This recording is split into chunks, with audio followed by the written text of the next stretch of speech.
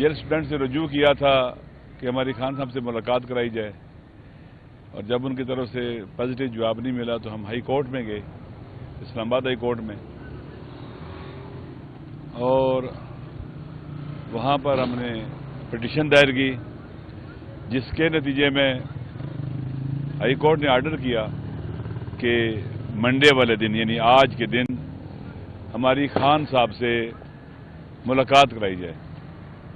ہم صبح تقریباً 9 بجے کے یہاں آئے ہوئے ہیں، انتظار کرتے رہے ہیں، ابھی 3 ہونے کو ہیں، ہم اندر بیٹھے رہے ہیں۔ ہمیں کہا گیا جی کہ کوئی ڈپٹی سپرنٹینڈنٹ جیل ہیں، ان کو الطاف صاحب یا وہ آپ کو اب جائیں، وہ آپ کا فیصلہ آپ کو لے جائیں گے اندر۔ جب ان سے ملے انہوں نے کہا جی کہ آج آپ کی ملاقات ہم نہیں کرا سکتے، انہوں نے آج ملاقات کرانے سے انکار کر دیا۔ یہ ہمارا آئینی حق ہے، قانونی حق ہے، اور اسی طرح سے پاکستان کے اسلام آباد ہائی کورٹ کا آرڈر ہے کہ ان کی ملاقات کرائی جائے۔ آپ خود دیکھ رہے ہیں کہ کس طرح سے قانون اپنا تقدس اور حرمت کھو بیٹھا ہے، قانون کی کوئی اہمیت ہی نہیں رہی ہے، اور جہاں بھی ججز ایسے فیصلے کرتے ہیں جو طاقتور لوگوں کے اور ان قوتوں کے جو اس ملک کو تباہی بربادی کی طرف لے جانے جاتی ہیں، ان کے مزاج کے خلاف ہوتے ہیں تو رکاوٹیں کھڑی کر دی جاتی ہیں۔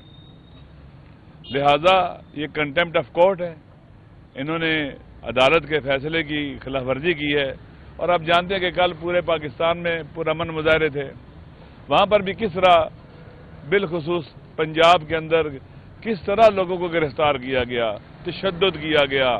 یہ ان کا آئینی اور قانونی حق ہے عوام کا۔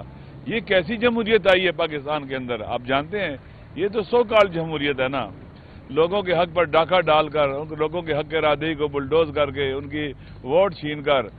8 فروری کو جو لوگوں نے ووٹ ڈالے تھے، اور 9 فروری کو پھر ایک اور الیکشن ہوا، الیکشن کیا ہوئی، سلیکشن ہوئی حقیقت میں وہ، اور عوام کے حق ارادی کو پامال کیا گیا، اور پاکستان کے اندر ایک عظیم سانحے کو وجود دیا گیا 1970 کے بعد۔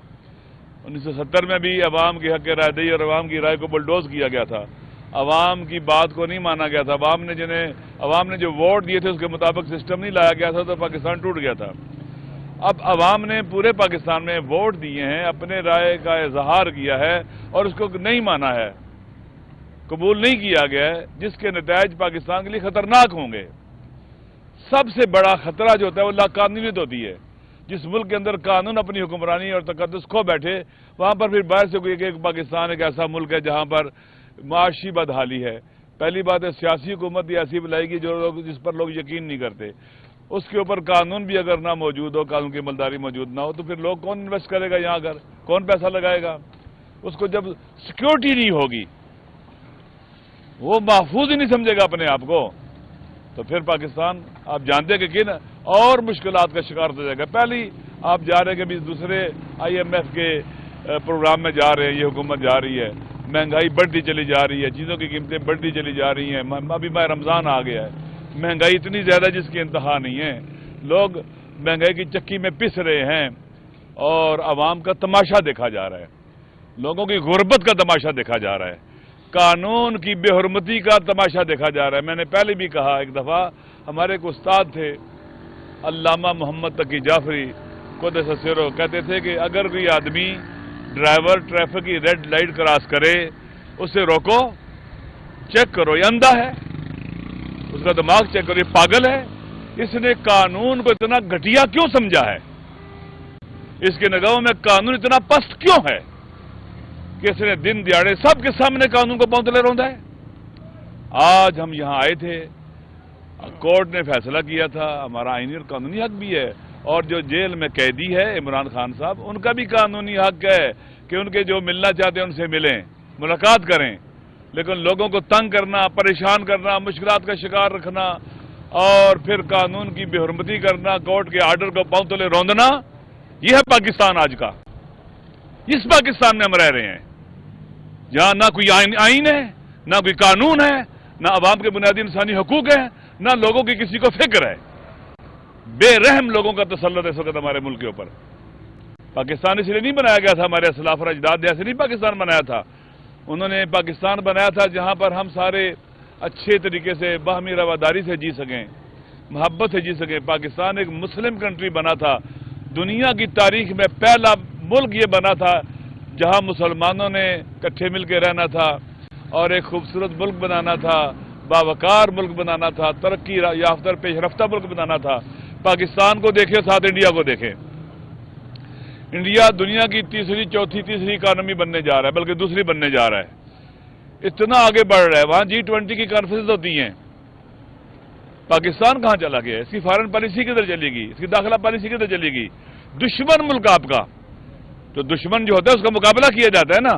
اگر دشمن جو ہے وہ ترقی کر رہا ہے، ہمیں بھی ترقی کرنی چاہیے۔ ہر چیز میں ہمارا دشمن ہم سے آگے بڑھ گیا ہے اور آپ ارریلیونٹ ہو گئے۔ پاکستان اس وقت ارریلیونٹ ہے دنیا کے بدلتے ہوئے تحولات کے اندر، دنیا کے اندر جو چینجنگز آ رہی ہیں اور پورا جو اس وقت پاور شفٹ ہو رہی ہے ویسٹ ایسٹ کی طرف، پاکستان کہاں کھڑا ہے؟ کوئی پوچھتا ہے پاکستان کو؟ ابھی فلسطین کا مسئلہ ہے، پاکستان کی نظر آ رہا ہے وہاں پر فلسطین کے مسئلے میں؟ غزہ کے مظلوموں کی حمایت میں پاکستان کی نظر آ رہا ہے؟ 25-26 کروڑ عوام کا ایٹمی ملک، مسلمان عوام، مسلم دنیا کی امید، اب پاکستان کہاں ہے جس کے اپنے اندر نا امیدی پھیل چکی ہے؟ لوگ پاکستان کے سسٹم سے مایوس ہو چکے ہیں، نا امید ہو چکے ہیں اور انہیں دیوار کے ساتھ لگانے کی کوشش کی جا رہی ہے۔ میں نے پہلے کہا ہے کہ 1970 میں آپ نے عوام کے مینڈیٹ کو قبول نہیں کیا تھا، عوام نے جو ووٹ ڈالے تھے آپ نے اس کو قبول نہیں کیا تھا اور آپ نے پھر کیا ہوا؟ پاکستان ٹوٹ گیا۔ جب عوام ساتھ نہ رہے، پاکستان کو مضبوط رکھنے والی اور پاکستان کو انٹیکٹ رکھنے والی جو فورس ہے وہ پاکستان کے عوام ہیں۔ پاکستان کے عوام کو اب مایوس کر دیں گے اور اپنے سسٹم سے جدا کر دیں گے تو پاکستان کیسے انٹیکٹ رہے گا، کیسے باقی رہے گا؟ دیکھیں، جب عوام کسی سسٹم سے جدا ہو جائے نا تو باقی نہیں رہ سکتا۔ پاکستان کے عوام بہت صابر عوام ہیں، پاکستان سے محبت کرنے والے ہیں۔ دنیا کے کسی اور ملک میں ایسے ہوتا تو پتہ نہیں کیا ہو چکا ہوتا۔ آپ دیکھ لیں خیبر پختونخوا کے اندر باہر سے آپ نے وار اگینسٹ کے نام پر دہشت گرد لے کے آئے اور پورا خیبر پختونخوا تباہ کیا، پاکستان تباہ کیا۔ لوگوں نے تحمل کے دیکھے، ان کا سوسائٹی کا سوشل جو سٹرکچر تھا وہ تباہ کر دیا گیا خیبر پختونخوا کا اور باقی علاقوں کا بھی، لیکن انہوں نے تحمل کیا۔ ووٹ دینا چاہتے ہیں، ووٹ چینج لانا چاہتے ہیں، ووٹ کے ذریعے پاکستان کے اندر تبدیلی لانا چاہتے ہیں اور پورا پاکستان ایسے ہی ہے۔ اب پنجاب کے اندر دیکھیں کس طرح سے بلڈوز کیا گیا۔ 8 فروری کو ایک خاموش انقلاب تھا، آپ نے جن عوام نے جن کو ووٹ دیا ان کو ایک طرف پھینک دیا گیا، لوگوں کو زبردستی اور کیا اسے کہتے ہیں کہ دوسری طرف لے جایا گیا۔ ریگنگ کرنے کے بعد 9 فروری کو ایسی حکومت مسلط کر دی گئی جو کسی قانون کو نہیں مانتی۔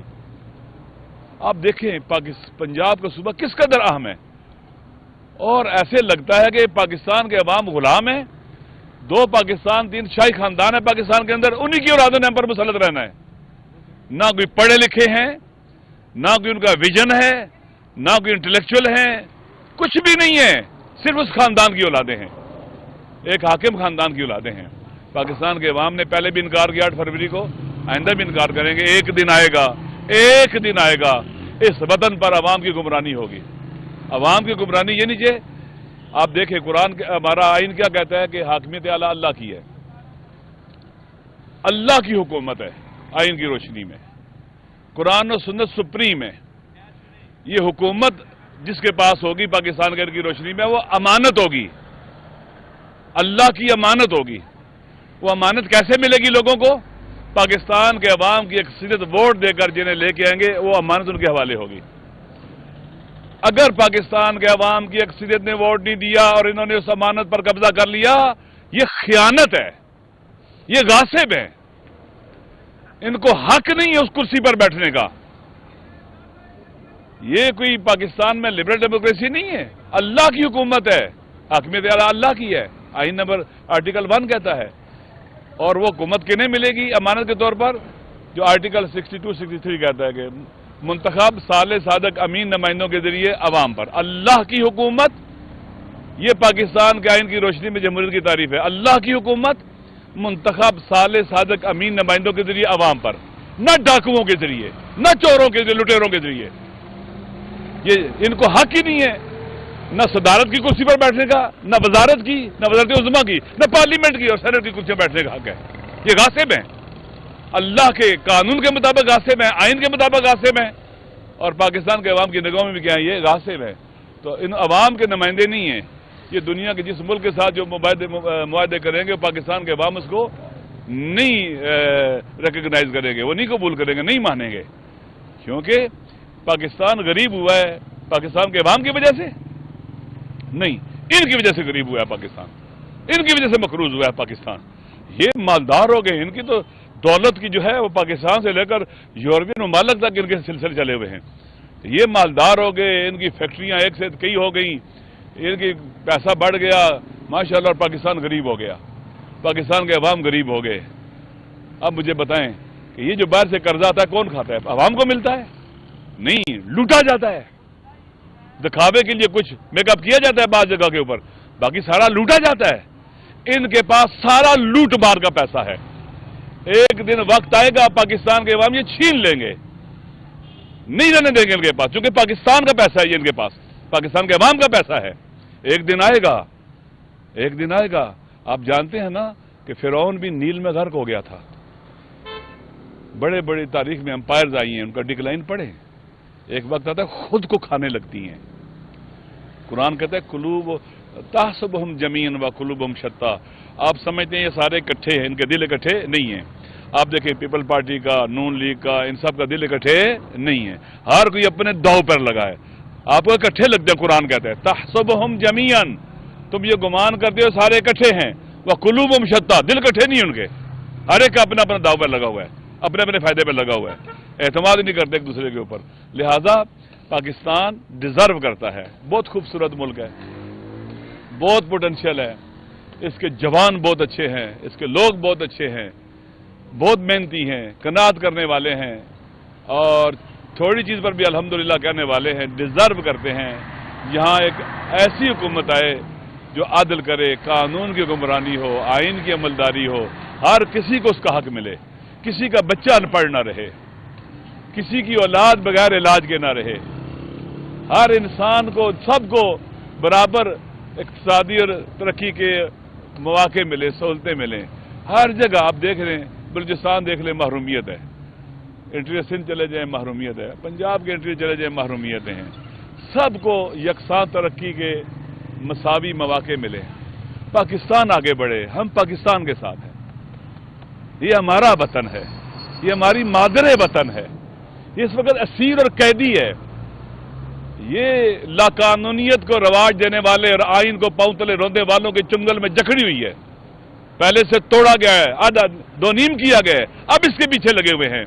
ہم سب کی ذمہ داری ہے وطن کی خاطر، پاکستان کی خاطر، مادر وطن کی خاطر، پاکستان کے عوام کی خاطر ہم سارے اکٹھے ہوں اور یہاں پر قانون کی حکمرانی کو لے کے آئیں، آئین کی سر بلندی کو لے کے آئیں، تاکہ ہمارا ملک ترقی کرے، کوئی کسی کو تھپڑ نہ مارے۔ جب کوئی پولیس والا یا کوئی بھی آدمی ایک آدمی کو، مجرم کو گرفتار کرتا ہے یا ملزم کو، حق ہے، جب تھپڑ مارتا ہے نا اس کے منہ پر یا اس کو لات مارتا ہے تو وہ آئین کے منہ پر، قانون کے منہ پر تھپڑ مارتا ہے، وہ قانون کو لات مارتا ہے، نہ قرآن، نہ اسلام، نہ دین، نہ قانون کوئی اجازت نہیں دیتا اس کی۔ اور آپ دیکھیں کیا ہو رہا ہے، یہ ڈنڈے مار رہے ہیں روز۔ کیا مظاہرہ کرنا حق نہیں ہے؟ احتجاج کرنا حق نہیں ہے؟ مسالمت امیز آگ نہیں لگانی، کسی کو توڑ پھوڑ نہیں کرنی حق نہیں ہے؟ اپنا حق جو پریکٹس کر رہا ہو اس کو آپ ڈنڈے ماریں۔ میں نے تو سنا کچھ لوگ شاید جان کی بازی ہار گئے اس مسئلے میں، خبریں میں نے سنی ہیں، پتہ نہیں صحیح ہے غلط ہیں، لیکن پیٹا گیا، کل کتنے لوگ گرفتار کیا گیا ہے، جیلوں میں ڈالا گیا ہے، 3 MP کے تحت بند کیا گیا ہے۔ ماشاءاللہ یہ جو پنجاب کی نئی حکومت ہے یہ تحفے دے رہی ہے۔ اسلام آباد ہائی کورٹ کے محترم جج نے 3 MP لگانے والے یا پتہ نہیں کون سا MP لگانے والے کو کس حد تک ان کو جیلوں میں ڈالا ہے۔ اور اب دوبارہ سے کیا ہوا ہے پنجاب میں، وہ لوگ جو انتہائی کیا اسے کہتے ہیں کہ قانون پر عمل کرنے والے، کیا کہتے ہیں کہ باوقار شہری ہیں، انہیں جیلوں میں ڈال رہے ہیں، بند کر رہے ہیں۔ عوام کی آواز بلند نہ ہو، ان کا گلا گھونٹنا چاہتے ہیں آواز کا، نہیں گھونٹ سکو گے گلا، تم ہار جاؤ گے عوام سے، کبھی نہیں جیت سکو گے عوام سے۔ دنیا میں جو بھی عوام سے لڑا ہے وہ ہارا ہے، جو طاقت بھی عوام سے لڑی ہے وہ ہاری ہے، ہار نوشتہ دیوار ہے ان کا، نہیں جیت سکتے، یہ نہیں جیت سکتے۔ 8 فروری کو تم ہارے تھے نا، اگلی ہار بھی تمہاری ہے. وہ ہار ایسی ہوگی جو تم تصور بھی نہیں کر سکتے. تمام غیر قانونی ہتھکنڈوں کے باوجود 8 فروری کو تم ہار گئے تھے, آئندہ پھر ہارو گے, اور وہ ہار ایسی ہوگی کہ تمہیں پھر 9 فروری نہیں ملے گا انشاءاللہ. شکریہ. علامہ صاحب یہ بتائیے گا, صوبائی حکومتیں بن گئی, وفاق میں حکومت بن گئی, صدر کا انتخاب ہو گیا, وزیر اعظم منتخب ہو گئے, اس کے بعد اب آپ کی ملاقات کتنی امپورٹنٹ ہے عمران خان؟ میری ملاقات بہت امپورٹنٹ ہے, پاکستان کے حوالے سے, پاکستان میں جو فیوچر کے حوالے سے, یہ جو کچھ 9 فروری کو ہوا ہے پاکستان میں, اس حوالے سے بالآخر ہم نے پاکستان کو آگے لے کے بڑھنا ہے, ہم نے مل کے چلنا ہے. پاکستان کے اندر قانون کی عملداری لانی ہے, آئین کی حکمرانی لانی ہے. جو ہم مل کے پاکستان کے عوام نے اس کو ووٹ دیے ہیں, سب سے زیادہ ووٹ دیے ہیں, ایک خاموش انقلاب لے کے آئے ہیں, اس ووٹ کو بلڈوز کر دیا گیا ہے, اور کیا اسے کہتے ہیں کہ ڈاکہ مار دیا گیا ہے. بالآخر ہم نے مل کے چلنا ہے, تو ہمیں ملنا ہوگا, بات چیت کرنی ہوگی, تاکہ آئندہ کے حوالے سے آپس میں ہماری مانگی ہو. علامہ صاحب کوئی ایسا آپ کے پاس آپشن موجود ہے کہ بجائے احتجاج کے بیٹھ کے مقتدر حلقوں کے ساتھ بات کی جائے؟ آپ کا ماشاءاللہ اپنا بڑا اثر رسوخ ہے, تو کیوں نہ آپ دیکھیں, میری بات سنیں, بات ہو سکتی ہے, جو آپ نے لوٹ لیا ہے مینڈیٹ واپس کر دو. آپ نے فارم 45 چھپا تو کیا ہوا, دیکھا آپ نے فارم 45 جو الیکشن کمیشن نے چھپایا, لوگوں نے دیکھ لیا, لوگوں نے ڈاؤن لوڈ بھی کر لیا ہوا ہے. کیا لگتا ہے کہ بہت ہی اناڑی تھے, کہتے ہیں نقل کے عقل بھی چاہیے ہوتی ہے. بہت ہی اناڑی اور نالائق لوگ تھے جو اس کو چینج کرتے رہے, اس میں تبدیلی لے کے آتے رہے. دیکھیں بھئی, پاکستان کا آئین کس لیے, الیکشن کس لیے ہوتا ہے جناب, الیکشن کس لیے ہوتا ہے کہ عوام اپنے حکمران منتخب کریں. تو کیا یہ جو آئین کو عوام نے منتخب کیا ہے؟ ہرگز. تو جہاں سے آپ پٹڑی سے اترے وہیں پر واپس آ جاؤ. آپ آج نہیں آئیں گے, کل آپ کو آنا پڑے گا, پرسوں آنا پڑے گا, بڑا نقصان کر کے آپ کو آنا پڑے گا, آنا پڑے گا. آپ 8 فروری کو ایک سنگ میل سمجھو اور ایک بہت بڑا الارم سمجھو اپنے لیے کہ پاکستان کے عوام ڈرنے والے نہیں ہیں, تھکنے والے نہیں ہیں, پیچھے نہیں ہٹیں گے پاکستان کے عوام. میں نے اسی لیے کہا گیا, اب 8 فروری کے بعد آئندہ 8 فروری سے بڑھ کر چیزیں ہوں گی. 9 فروری لوگ نہیں آنے دیں گے. پھر یہ ذہن میں رکھ لینا کہ آپ کو وہ دن نہیں ملے گا, وہ وقت نہیں ملے گا جب آپ اس طرح کی ریگنگ کرو گے اور چیزیں چینج کرو گے اپنی منشا اور مرضی کے مطابق, اور پاکستان کو تباہی کے گڑھے پہ پھینکو گے. یہ کسی کو حق نہیں دیا ہے پاکستان کا آئین اور دستور, نہ پاکستان کے عوام نے. 4-5 لوگ مالک نہیں ہے پاکستان کے, پاکستان کے عوام کا پاکستان ہے. یہ اللہ کی امانت ہے ہمارے پاس, یہ سرزمین اللہ کی ہے.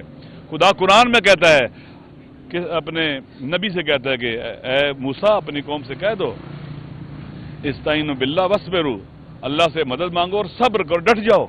ان الارض للہ, یہ زمین اللہ کی ملکیت ہے. یارثھا من یشاء من عبادہ, اللہ کے بندے اس کے وارث ہوں گے جن کو اللہ چاہتا ہے. اللہ کنہیں چاہتا ہے؟ اللہ ان کو نہیں چاہتا جو عوام کے ووٹ کو ریگنگ کرتے ہیں, بلڈوز کرتے ہیں, ڈاکہ ڈالتے ہیں. اللہ ان کو نہیں یہ وارث بناتا اپنا زمین کا. یہ زمین اللہ کی ملکیت ہے, کسی فرعون کی, کسی قانون شکن کی ملکیت نہیں ہے, کسی آئین شکن کی ملکیت نہیں ہے, یہ اللہ کی ملکیت ہے. اور اللہ ان لوگوں کو وارث نہیں بناتا جو عوام کے حقوق پر ڈاکہ ڈال کے عوام کی رائے کو بلڈوز کر کے لوٹ کے آتے ہیں اور مسلط ہو جاتے ہیں, اللہ بھی اٹھا لیتے ہیں. ان کو اللہ نے وارث نہیں بنایا. جیسے فرعون کو اللہ نے زمین کا وارث نہیں بنایا تھا, فرعون غاصب تھا, یہ بھی غاصب ہے سارے کے سارے.